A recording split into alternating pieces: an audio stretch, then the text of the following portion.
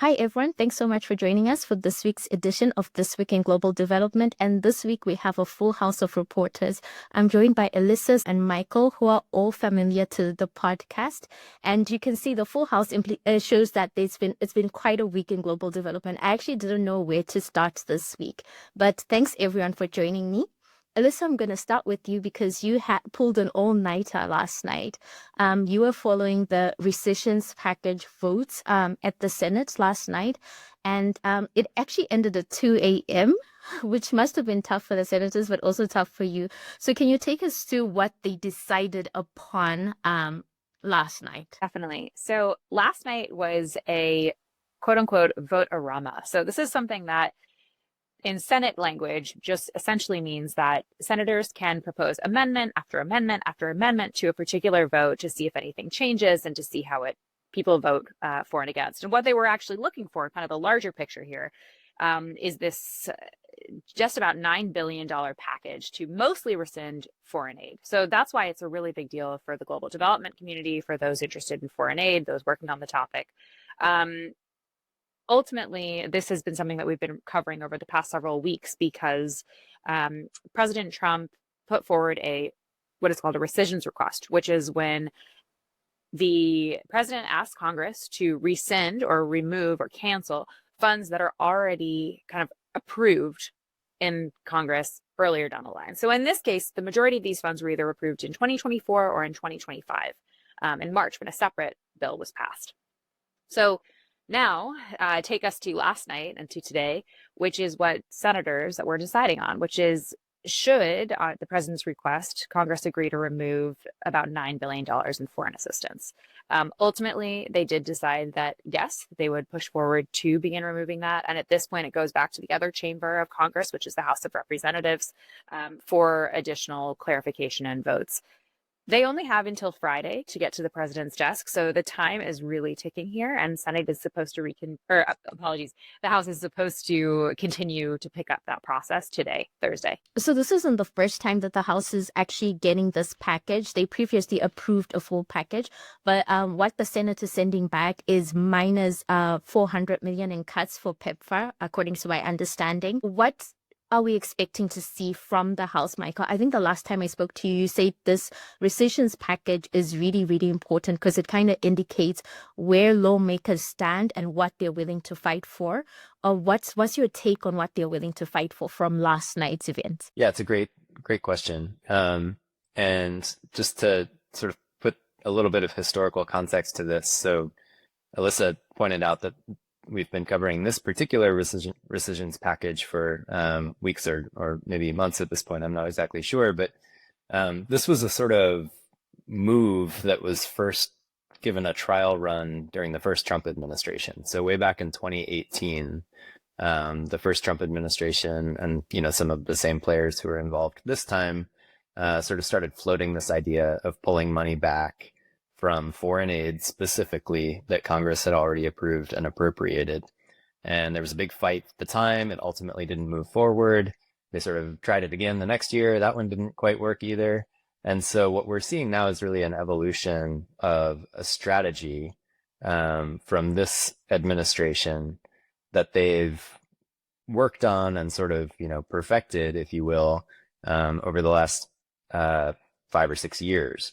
And so this time it seems like it worked in their view. And what that really shows us, I think, is exactly what you're saying, which is that Congress has changed, right? The dynamics on the Hill, on Capitol Hill, have changed with respect to both foreign aid and also with respect to their willingness to stand up to the Trump administration and some pretty aggressive moves to take control of the budget process. So, folks are probably aware that it's Congress that has constitutional authority over the budget. This is sort of a key piece of the separation of powers in the United States government. But what this is revealing is that Republicans are largely willing to hand over some of that power to the White House and to President Trump specifically. They're willing to do it with respect to foreign aid, but this is really a fascinating and for many kind of a troubling precedent about whether they might be willing to hand over some of that power for other issues as well. So, in terms of what happens tomorrow, I have learned not to try to predict such things. But, we have had this earlier indication that the House of Representatives was largely willing to go along with this plan. In fact, correct me if I'm wrong, Elissa, but I believe they kind of signed off on the earlier proposal that even included the cuts to PEPFAR. So this is a scaled back version. I don't think we have any reason to think that they wouldn't support this one too. But yeah. So it's really interesting, just to add a little bit of nuance to that. So this has been going on for, of course, last night was a late one, but this has been going on all week. And like you said, Michael, for several weeks/months at this point. So the House had passed, as Rumbi mentioned earlier, this expanded version. So that was including this $400 million cut to PEPFAR and several other things. Now, earlier this week, we saw a change, and that was through the form of what's called a substitution. So Senate Republicans came up with kind of these caveats and these changes, which included the rescission or the removal of the rescission for PEPFAR funds. It also included some language that says, actually, instead of having this big bucket of $500 million funding that went toward programs that targeted malaria, maternal and child health, reproductive health, etc., this bucket, according to this new clause that was presented on Tuesday, would not touch malaria, HIV, tuberculosis, maternal health. Now, that raised a question for a lot of senators last night, and it did also on Tuesday when there was this procedural vote to even get this process started. Folks were confused, if this is being eliminated, but the cash amount, that $500 million stays the same, what does that actually mean? I think reading between the lines what it means, my understanding is that it's probably family planning and reproductive health services, but it wasn't quite clearly delineated there. So that was kind of the package that went to the vote yesterday in terms of like this carve out for PEPFAR, this clause for maternal health and malaria that's a little fuzzy, and also kind of a clause that says food aid, commodity-based food aid from the U.S. won't be touched. So it was better, if you can say that, for the foreign aid community than the Republican bill that was initially pushed forward several weeks/last month. But it's still restricted that, I think it comes out to $7.9 billion it removes of foreign aid. But like you said, Michael, it's a really changed Congress. And I think you saw these divisions really come to light in terms of Tuesday, 3 Republican senators voted with Democrats, and yesterday, just 2 did. So you see this, these couple of folks, and if you're reading between the lines, and as journalists often do just for public reaction on Twitter or Reddit or these kind of public forums, there's a lot of kind of, oh goodness, did these folks vote against their party, as opposed to like, did they vote against the bill, which I think is just kind of an interesting thing to keep our eyes on and track for the way in which Congress works. One more thing to add, and then I'll release the floor, but there were some really interesting comments from folks also that did vote for this package, saying, for example, though I trust President Trump and though I trust the White House's budget office to make what I think one Republican senator called responsible cuts, the precedent is not something that this particular senator and several others were comfortable with. So that leads to the purse strings argument, right? And is Congress at its root comfortable with releasing a lot of this detail, a lot of the fine tuning of cuts, and a lot of that overall responsibility to the White House? It seems like at this point, at least the majority of Senate Republicans feel quite comfortable with that, even if they did raise concerns about that throughout the last couple of days. So one thing I had to do, like when I woke up, my time in the morning, this was approved 20 minutes after I logged into work, and was looking at reactions. And one thing I found so fascinating is the rescissions package includes maybe, let's say, around $8 billion in foreign aid, as well as $1 billion in cuts to public broadcasting. And it seemed like people were more upset about the cuts to public broadcasting as opposed to foreign aid. I'm not sure if you guys are seeing this as well, but I think this brings up a big question within our sector: is how do you get people to start caring about foreign aid?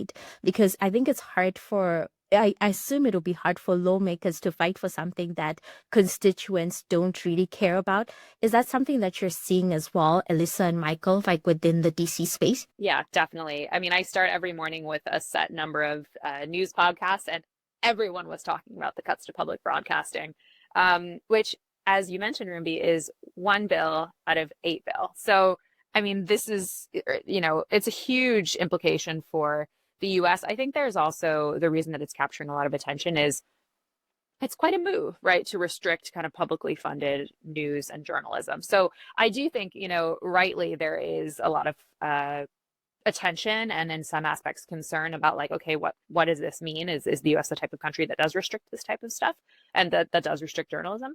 The argument there, just for those that aren't following this package, is that the organizations that this public broadcasting service funds, like the National Public Radio, Republicans claim is woke and kind of in a left-wing echo chamber and that kind of thing. So that's like the argument for removing it.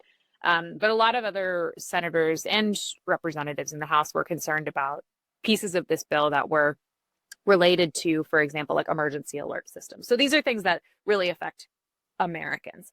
And like you said, foreign aid, I mean, a lot of folks, one, either don't follow it, or two, they don't really realize, for example, the budget, the amount that we do. I think there's a stat that I don't remember now, but it's something like most Americans assume we spend far, far, far more on foreign aid rather than the less than 1% that we actually do. So there's a real gap in understanding about that.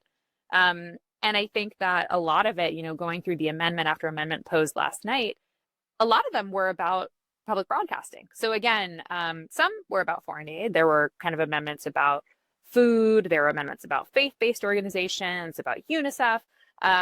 But a lot of them also covered the radio aspect. So yeah, it's an interesting question and something that I think we've been thinking about a lot here at Devex in terms of like, did the development community miss the mark somehow of how to communicate the value of what foreign aid does, or how to communicate how it ties back into these domestic things that the U.S. cares about.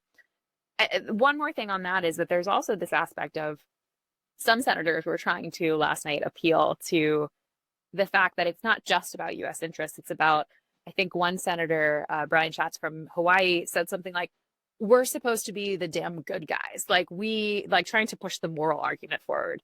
That's not really working. At least it doesn't seem to be working from where we sit at this point, or at least where I sit. Yeah, I would just add, certainly in terms of the reaction on social media, probably journalists are overrepresented on social media. So anything having to do with journalistic outlets like NPR might get a little bit of a stronger reaction there, certainly on podcasts. But to the more important point, I mean, I think the information environment around foreign aid right now is in a state of crisis. And, the amount of misinformation and disinformation that we've seen related to what USAID and other development agencies have been doing has been really eye-opening. The way that that's managed to gain traction on social media has, I think, startled a lot of folks who've worked in this sector, particularly folks who've worked on things like misinformation and democracy over the years.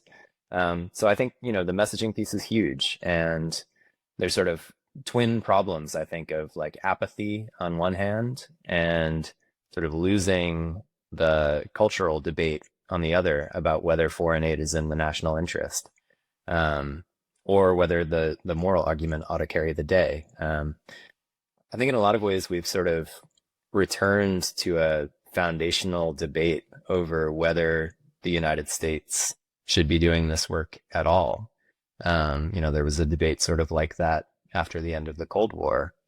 Now we're at a sort of another reset moment. It's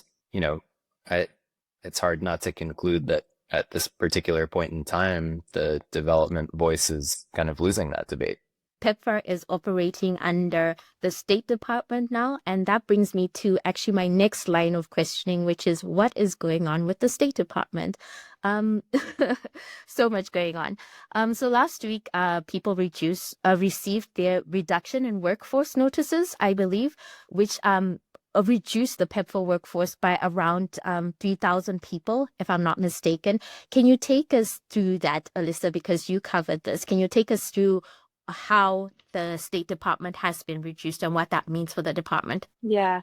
So we knew this was coming. It was expected for a while. And remember, this was after so many US aid cuts. I think the interesting thing to note here is that about 250 folks at this point have been migrated from US aid to state. And I say migrated in maybe a way because I don't quite know how to call what's happened to them.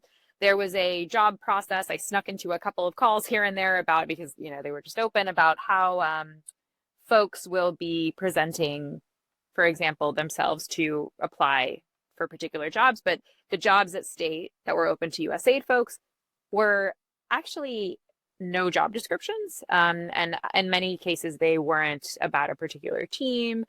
They were super, super broad. So about 250 folks went through that process, came over to the State Department. They're working on, the people that I've spoken with are mostly working on USAID closeout.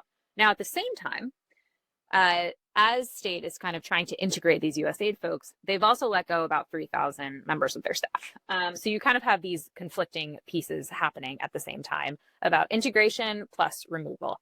Now, who's removed? So basically, this is, again, not an entirely shocking situation. There were a lot of departments and bureaus that were previously slated for cuts, and these were a lot of things that affected foreign assistance. So that's, for example, Conflict and Stabilization Bureau, different types of things related to that. Even the the Migration and Refugee Assistance Bureau had cuts as well, even though they're the ones that are taking over a lot of this foreign assistance. So it ultimately ended up being about, many folks that were taking deferred retirement, and many other folks that were just let go. So that happened, I believe it was last Friday. And then now kind of takes us into this week, where it's like, all right, now that these folks have been fired, we have a reduction in the workforce at the same time as these 250 folks are joining with nebulous job descriptions, and they're not quite clear exactly what they're going to be doing. So it's all kind of coming together at once. And Michael can talk more about just kind of how that fits into the broader picture, which is just, all right, so now what are these people going to do? Because as people have been hired and fired, there's still a State Department reorganization process going on where there's, both coming from the House and coming from State Department itself. What will the State Department look like in this new configuration with these new staff? Michael, I'll let you take it from here. Questions from lawmakers, which was really helpful in terms of getting some explanations, but also just created kind of an opportunity for some really fiery back and forths. So I bring that up because we did get an opportunity to hear sort of the overarching intention behind a lot of this from the Deputy Secretary, and basically the idea behind the reduction in force, the RIFs, and sort of combined with the reorganization, is that what they want to do, what they say they are doing, is eliminating a lot of, like, quote unquote duplicative functions, and massively cutting down the number of independent offices at the State Department that deal with like specific issues. So the structure of the State Department is sort of one of these kind of matrix organizations where you have regions and countries, and then you have that kind of like cross-laid with different issues or sectors. So for example, you've got an Africa Bureau, and then you've got an Office of Trafficking in Persons, right? So you've got a functional office and then a regional bureau, and these things have sort of historically worked together. The argument that the folks in charge of the State Department are making now is that the number of these functional offices has just proliferated to an outrageous degree over time. And, you can make reasonable arguments on both sides of that. So they're seeing this as a big efficiency gain.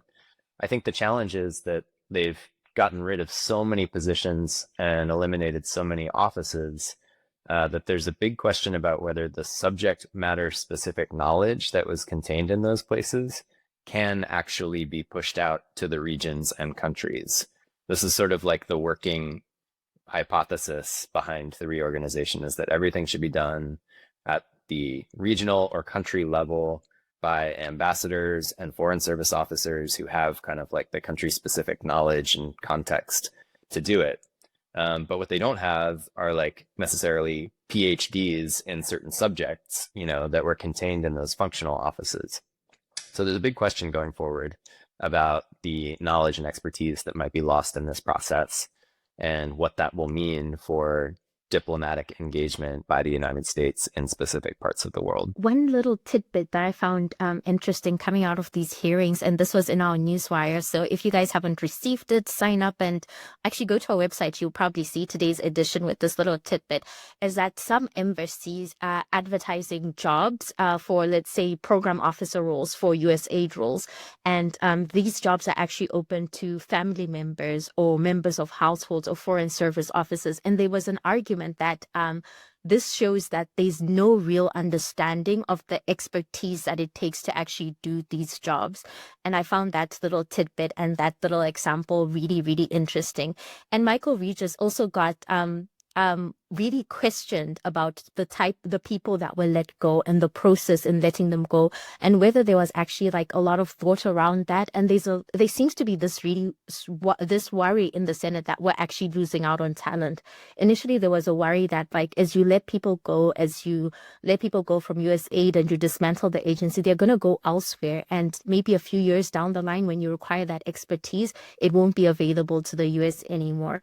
Can I just add to that really quickly? I just want to sharpen the point that there are two layers here. One is the loss of all of the USAID staff, right? Like the massive elimination of USAID's entire workforce, which one lawmaker described as the greatest brain drain in history. And then there's also the concurrent loss of a large number of employees at the State Department, who were meant to take over a lot of the functions that USAID workforce was previously carrying out. So Elissa talked about this earlier, but I just want to make sure that's clear to everybody that it's sort of there's a multi-stage reduction going on here that is having, massive impacts on what the US presence looks like in the countries where it shows up. We're actually coming to the end of our conversation as well. But Elissa, I just wanted to check with you. What are you on the lookout for? I'm assuming that it would be what happens at the House of Representatives, and hopefully some sleep as well. You got it. So we're looking at the House today, and in theory, there should be something on President Trump's desk tomorrow. That's the deadline. Lawmakers were given a specific amount of time, I believe 45 days, in order to make these cuts a reality if they choose to. If not, all that money goes back to where it was originally planned to go. So we'll be keeping our kind of eyes out for any further changes or any further approvals coming from the House side. And let's see tomorrow if this is approved. I think one thing that is kind of a larger picture note is that this won't be the last rescission package that's going to be pushed forward. I think this is just really seen by many as a testing ground for whether this type of approach from the White House will work. I saw many Republican senators and heard many Republican senators yesterday talking about how there's going to be more. They're very, very clear about that. And if this works, there are, according to Elon Musk's Department of Government Efficiency and the spending cuts that they have said that they had created through cutting USAID, trillions of dollars to be cut. So, let's see what happens, and let's see how, again, first we have to get through tomorrow, and then let's see what the future holds. Okay. And Michael, for those of you who aren't in the know, Michael has a special newsletter that comes out on Saturday that kind of follows everything that's going on in the US right now. What can we expect this weekend? Well, you can expect a little bit more of what we've been discussing here today. It has been truly a whirlwind week, and Saturday's edition tries to capture some of that, drawing on the great reporting that Elissa and Sarah have done as well. And then I'll just sort of say that going forward, something I'm keeping my eye on really closely is the implication of losing some of these functional offices at the State Department that I mentioned. So, getting rid of personnel and parts of the State Department that were focused on things that had previously been held up as key U.S. foreign policy and foreign assistance priorities. So I'm not going to say specifically which one I'm looking at. Folks will have to tune in to figure that out, but I do encourage you to keep an eye on Devex reporting. Perfect. And Michael's newsletter goes out to Devex Pro members. So if you're not a Pro member, please do sign up. Thank you both so much for joining me. And looking forward to the next episode of This Week in Global Development. Thank you.